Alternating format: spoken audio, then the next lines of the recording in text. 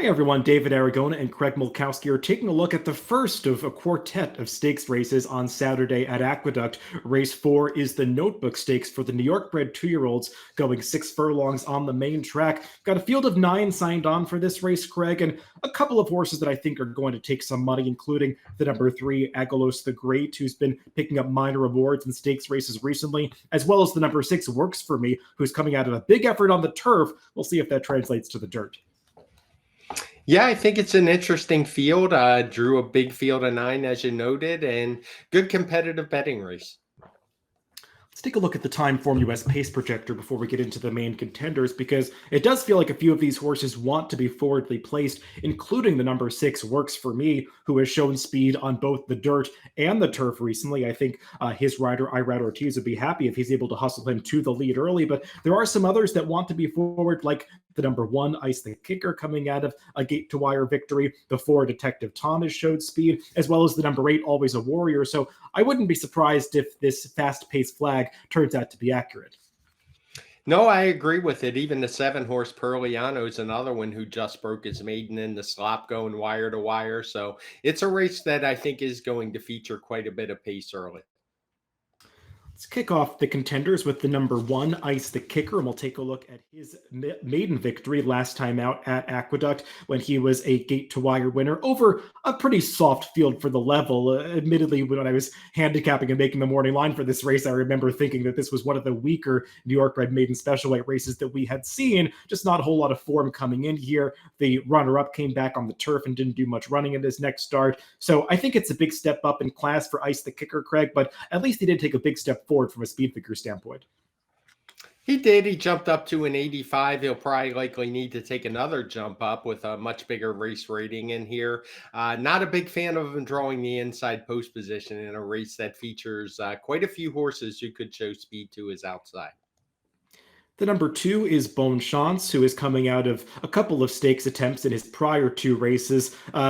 Caught sloppy or muddy tracks, sealed tracks on both occasions, and maybe he's a horse that just doesn't love that kind of going, though he did run pretty well two back in a race that was dominated on the front end by El Grande O. He was closing well against a track that was favoring speed horses. Last time out, just never really got involved, racing down along the inside in the Sleepy Hollow, didn't pick up, faded at the end of that race. He's going to have to do a lot better, but maybe turning back on a fast track will help. Yeah, that would be the hope, I would think, because he certainly had a nice debut over a fast track, overcoming what was a pretty moderate pace, particularly through the middle section to draw away and win. He's one that would need to improve his speed figures as well, but I think you're right to be skeptical of those last 2, that's really what he is ability-wise.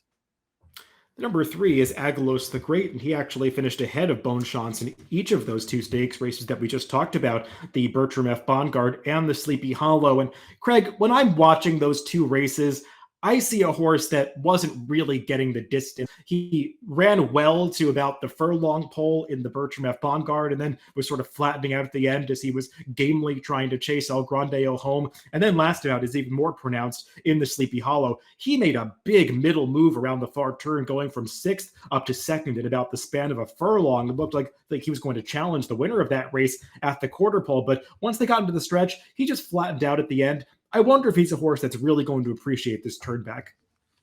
Yeah, and coincidentally enough, that big middle move happened right as they approached the going 6 furlongs into the race when he flattened out. So it does seem like this would be the ideal distance for him. He ran a 91 speed figure when he broke his maiden, and it's possible he's got more in the tank, and maybe it's disguised a little bit by running at those longer distances. The number 4 is Detective Tom. He was a debut winner at a pretty decent price, 7-1 on debut on the turf at Saratoga. Was game to get the job done that day. They tried to switch him over to the dirt last time in the Bertram F. Bongard. He chased that heavy favorite El Grande early and just had nothing left in the late stages. They're going to take another crack at a dirt race here, hopefully getting on a fast Harrow track this time. But he's also making a trainer switch going into the Michelle Nevin barn.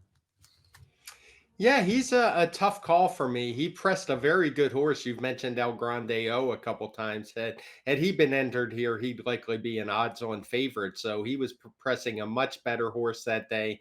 Obviously backed out of it quite a bit, but the pace-adjusted Timeform US speed figures give him a pretty big upgrade over his final time number. I do wonder there's plenty other speed in here, though, if he isn't in for a similar kind of trip. The number 5 is Wine Responsibly, going out for the Linda Rice barn. He won a pretty slow off the turf maiden race when he broke his maiden two back, but he did step forward from a speed figure standpoint last time when he was picking up some pieces at the end of the Sleepy Hollow. I do wonder a little bit about the turn back for this horse, Craig, being by Vino Rosso. It just seemed like overall a little bit more of a route pedigree. And Linda Rice, she does a lot of things well. Turning back horses like this is not one of her good stats. Yeah, that was my thoughts exactly on this horse. Nothing I've seen pointed to 6 furlongs. I mean, it took a mile and an off the turf race to break the maiden, and I thought he ran okay. I believe El Grande O's his stablemate, if I remember correctly, but he was just kind of picking up pieces after horses folded from chasing that one. So he's not for me.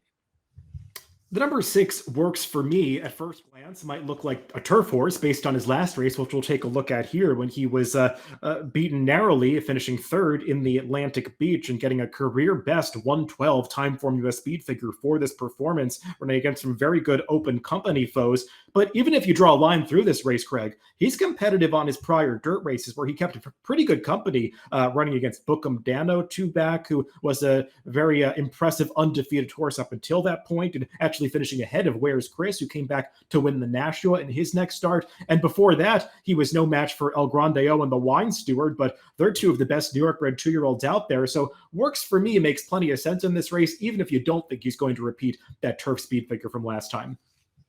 Yeah, I would agree. If that turf race wasn't there, he'd probably still be one of the favorites in this race just based on his dirt form. You see that 103 in the off the turf race, where even though he was beaten by Bookham Dano, he was able to hold off all the rest. And he's a horse who's taken pressure and kind of dusted it off, particularly in his last start before getting run down late. So for me, he's very much the horse to beat, and the pace is going to have a big say on if that happens or not.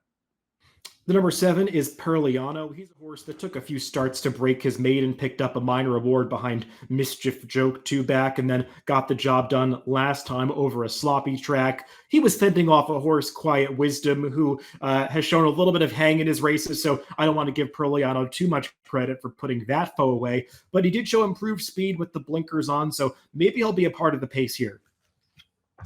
Yeah, he's going to have to improve from that 85, but he's improved every single time out. So I wouldn't have any argument if somebody said they'd expect him to run even in the 90s.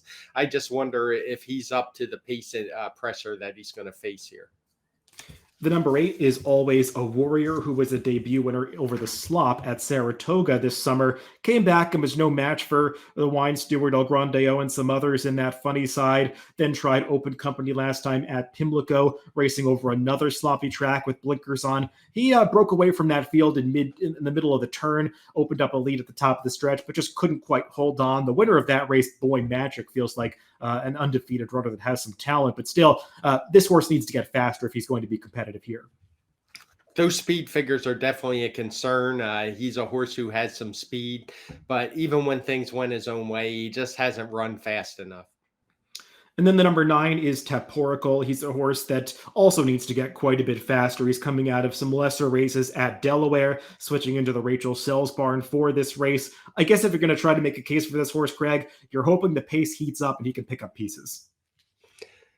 Yeah, I actually was going to try to make that case when I was first handicapping this race, but at the end of the day, I make the speed figures and he's just way too slow. So he would be more a vertical player for me if you think the race is going to fall apart. Well, let's throw up our picks for this Notebook Stakes, Craig. And I think the horse that you have on top is definitely interesting, the number 2, Bone Chance. I've been a fan of this horse. If you're making the case for him, I think you have to hope that the turn back and getting back on a fast track is going to make a difference. Yeah, I'm just ignoring those last two, hoping that it was the off tracks, particularly last time in the mud. He really didn't look like he was handling that on the inside. So I'm excusing those two races. I really do think things are going to heat up and set up for a horse like him. And I still remember that race at Saratoga where there just wasn't a lot of pace and it didn't matter. He was able to blow the field away in the stretch, really. So I'm hoping he gets back to that fast track form.